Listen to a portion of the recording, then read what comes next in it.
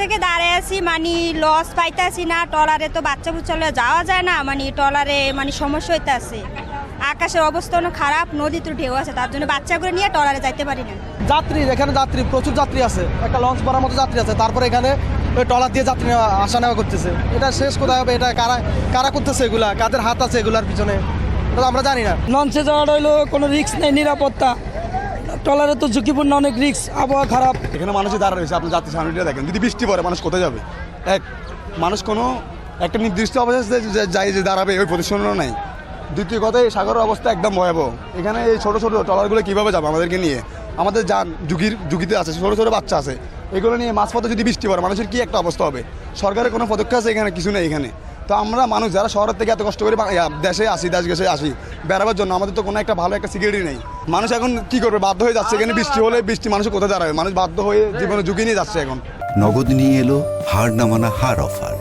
সর্বনিম্ন 10,000 টাকা রেমিটেন্স নগদে পাঠালে থাকছে স্বর্ণের হার জেতার সুযোগ। যাত্রী তো অতিরিক্ত আছে, এখানে তো যানবাহন যাওয়ার মতো এরকম ক্যাপাসিটি নেই। আমরা তো এখন বাধ্য হয়ে ট্রলারে বা স্কিম বোট এরকম হয়ে যাইতে। সকাল থেকে তো দেখতেছি এখন এখানে কোনো স্টেপ তো নিচ্ছে না। তারা বলছে ট্রলারে যেতে হবে, ট্রলারের পরে লঞ্চ আসবে, আধা ঘন্টা 1 ঘন্টা পরে আসবে। মানে এক প্রকার ভোগান্তিতে শিকার হচ্ছে আর কি আমরা এখানের মধ্যে, আর কোনো কিছুই না। আমরা প্রতিনিয়ত এই পথ দিয়ে যাতায়াত করি, কিন্তু এইখানে যে সিন্ডিকেট বর্তমানে দেখতেছি, 300 টাকার ভাড়া, 200 টাকার ভাড়া, 700 টাকা স্পিড বোটে, 800 টাকা স্পিড বোটে, এটা আসলেই কোনোভাবে কাম্য না আমাদের কাছে। তো আমরা চাচ্ছি যে এই